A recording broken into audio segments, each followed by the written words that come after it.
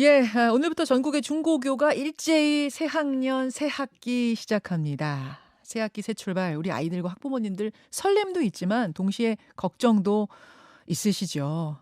이번에 교육부가 내놓은 화두가 안전입니다.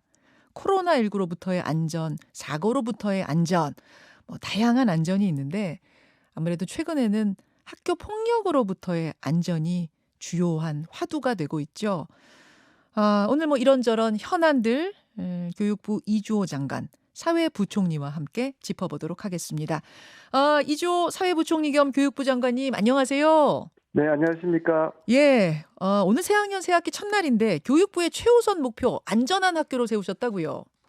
네, 뭐 학부모님들이 아이들 학교에 보낼 때 안전만큼 중요한 것이 있겠습니까? 그래서 앞에서 말씀하셨지만 폭력이라든가 또 불법 촬영, 또 이제 등하굣길 안전사고, 마약 등 갖가지 이제 아이들을 위협하는 안전 문제에 대해서는 국가가 꼭 책임을 지고 확실히 보장해야 음. 된다고 생각을 합니다. 예, 사실은 이제 학교 안에서의 안전 전보다 많이 좋아졌어요. 요즘 참 여러 가지로 제도들 많이 생기고 좋아졌습니다만 여전히 불안한 요소들이 있습니다. 그 중에 하나가 최근에 학교 폭력 문제가 굉장히 중요한 화두로 떠올랐죠. 그 이야기부터 좀 해볼게요. 네네. 장관님, 최근에 이제 정순신 변호사 아들이 학교 폭력을 행사하고도 정시 전형으로 서울대에 입학했다 해서 여론의 공분 사고 있는데 여기에 대한 대책을 세우고 계신다고요? 네, 대통령께서도 이제 이게 얼마나 엄중한지 강조를 하셨고요. 예. 그래서 이제 3월 말까지 그 대책을 지금 마련하기 위해서 음. 전문가들 또 여론 수렴하고 있습니다. 3월 말이라면 이제 얼마 남지 않았는데 네. 교육부 자체적으로도 논의를 많이 하실 거예요. 좀 윤곽이 잡힌 게 있습니까? 아직까지는 이제 뭐 여론 수렴하고 있고요. 전문가들로부터 다양한 의견들을 듣고 있습니다. 아시다시피 이제 학교폭력 문제가 처음에 이제 종합대책이 마련된 것이 2012년도였거든요. 예. 그때 뭐 제가 장관을 하고 있었던 시기였기 때문에 음. 그때 이제 마련했던 그 큰 틀이 사실 10년이 지났기 때문에 한번 또 대대적으로 좀 손질을 봐야 될 때가 된 것 같습니다. 그래서 어. 이번에 좀 근본적인 대책을 좀 마련하기 위해서 노력하고 있습니다. 생각해 보니까 진짜 학생기록부에다가 그 학교 폭력 가해 사실 기록하는 첫 시작이 이주호 장관님이 장관하실 때죠? 네, 그때였습니다. 네. 그러네요. 사실 그때는 더 강력했어요, 지금보다. 그때도 이제 기억나실지 모르겠습니다만 대구 학생 자살 사건이 맞아요. 정말 큰 충격을 줬습니다, 우리 굉장히 사회에. 컸죠. 그래서 예. 예.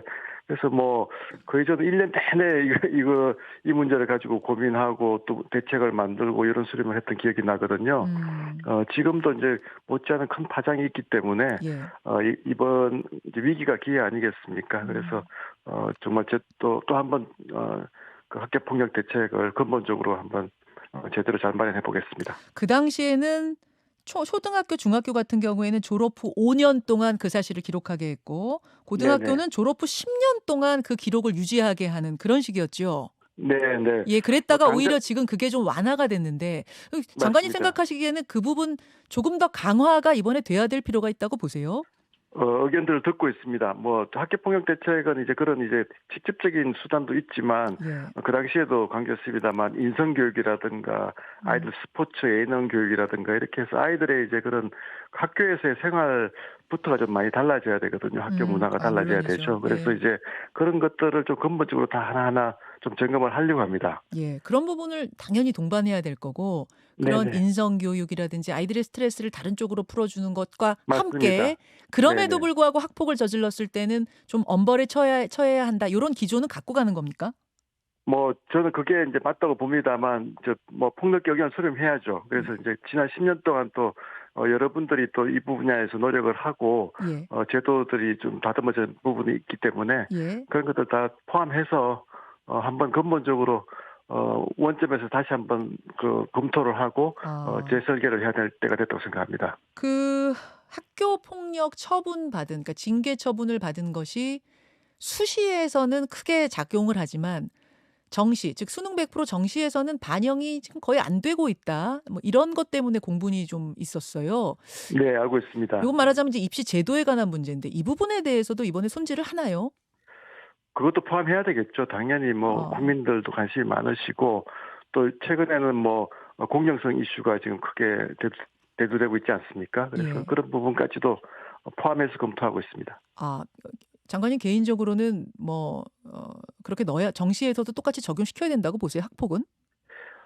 제가 지금 개인적인 의견 말하기보다는 지금 폭넓게 의견 수렴해서 3월 말에 나올 때는 좀 국민들이 좀 예. 충분히 공감할 수 있도록 한번 만들어 보겠습니다. 이게 지금 쉽게 말씀하실 수 없는 이유가 뭔지 제가 알고는 있습니다. 왜냐하면 네네. 그것이 이제 입시 대책은 될지 모르지만 과연 피해 학생을 위한 대책이 될 수 있는가는 아리송한 측면이 있어요. 왜냐하면 정시도 반영한다 할 경우 학교 폭력 소송전은 더더욱 많아져서 진짜 사건의 경중 떠나서 사과와 반성 대신에 무조건 소송으로 간다. 또 이게 늘어날 수 있을까 봐 걱정하시는 거죠.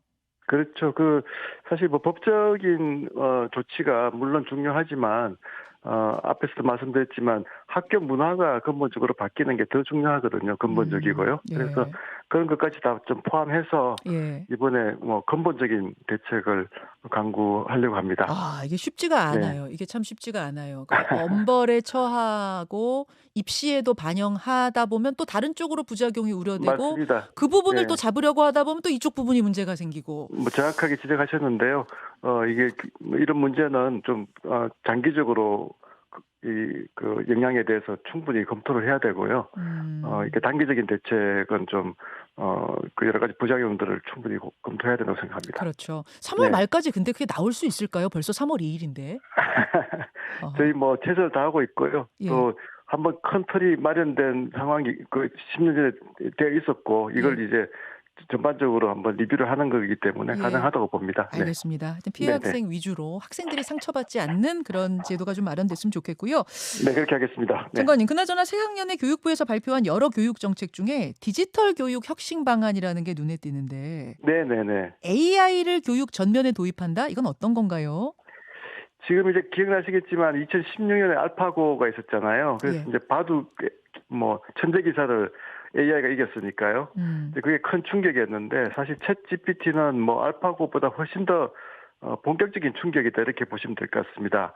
뭐 음. 전문직이나 사무직의 이제 일의 성격이 바뀌는 거거든요. 예. 무엇을 하느냐가 사실 챗 GPT한테 물어보면 인간들보다 훨씬 더 잘 답하는 경우가 많지 않습니까? 어. 그래서 이제 인간들은 더 이제 고차원적인 업무를 수행하는 쪽으로 바뀌어야 되는 거죠. 예. 그러면 이런 큰 이제 직업의 변화가 생길 때 국가가 가장 주력해야 될 부분은 교육이거든요. 아하. 아이들을 교육하는 게 근본적으로 지금 바뀌어야 되는 거고 음. 큰 도전이 있는 거죠. 그게 바로 눈앞에 있는 거고 그래서 이제 아이들에게 AI나 뭐 첨단 기술에 대해서도 많이 이제 무엇을 배워야 되냐 할 때 그런 것들을 이제 가르쳐야 되지만 또 중요한 거는 어떻게 가르치느냐거든요. 아이들이 이런 AI를 활용해서 학습하는 거를 익숙하게 만들어야 됩니다. 그리고 그렇게 할 때 학습의 효과성도 훨씬 더 늘어나기 때문에 예.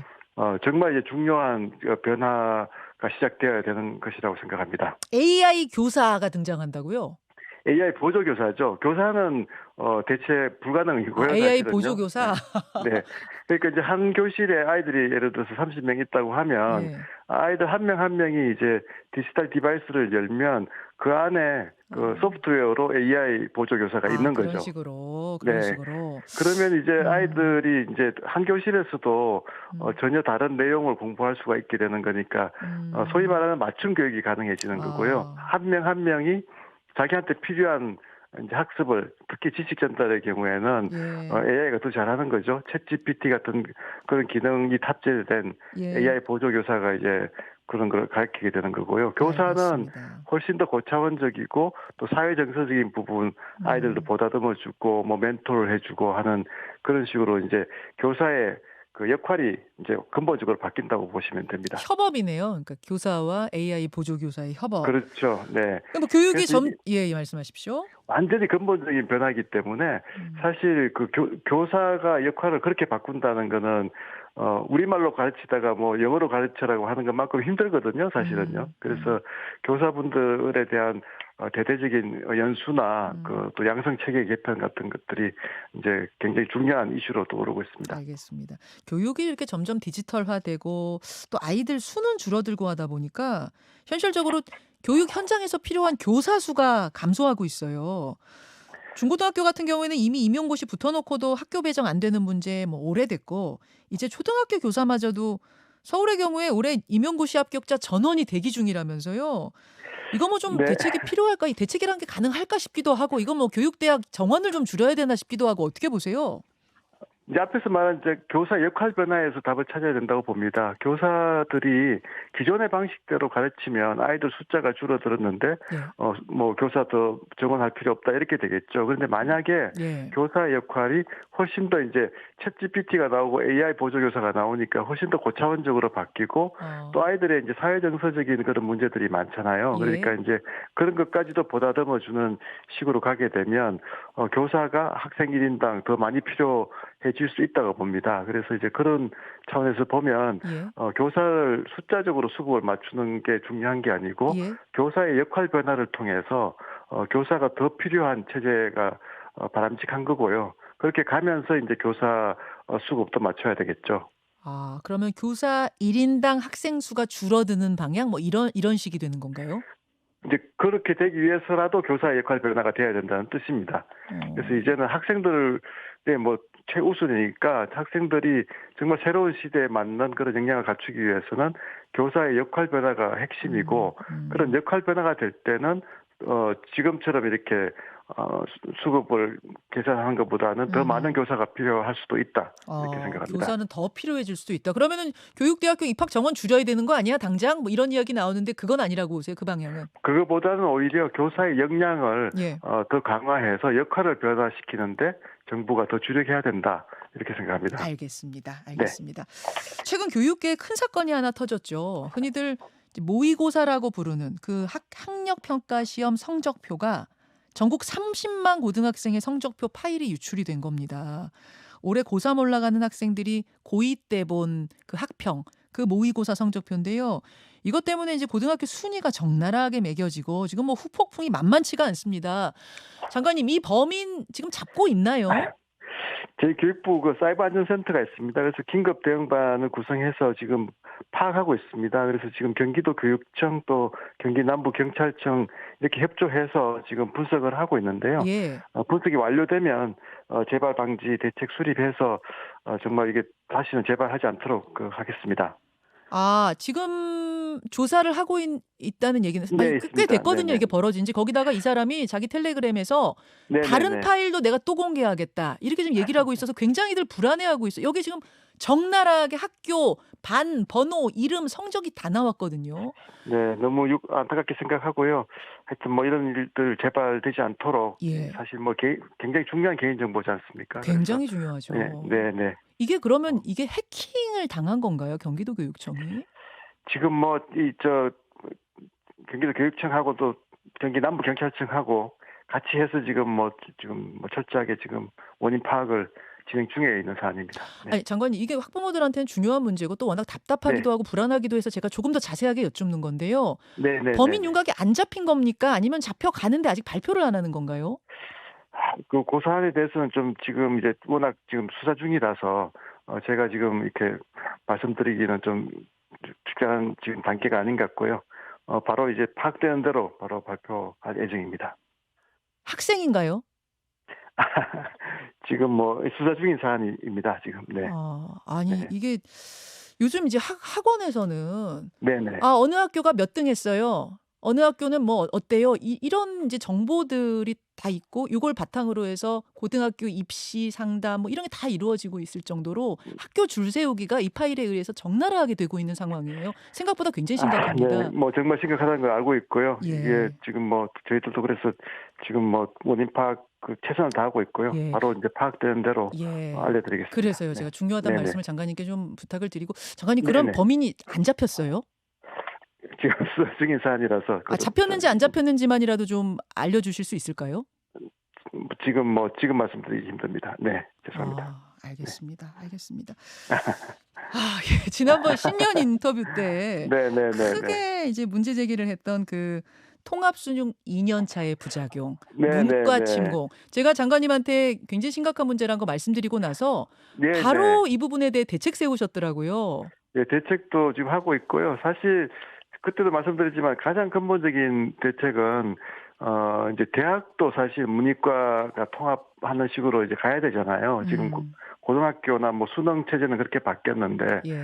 근데 지금 사실 대학에 이제 전공 간의 벽이 너무 높거든요. 예. 그래서 아이들이 뭐 사실 지금 전공 불일치도 심각하잖아요. 음. 반드시 희망하는 전공에 지금 그 공부하는 아이들이 많지가 않거든요. 네. 그래서 이걸 좀 벽을 터주면 이제 그런 문제들도 많이 해소되고, 음. 또 이제 그 4차 산업혁명 시대라는 게 다 융합되는 거 아니겠습니까? 음. 분야들이 융합되고 하기 때문에. 네.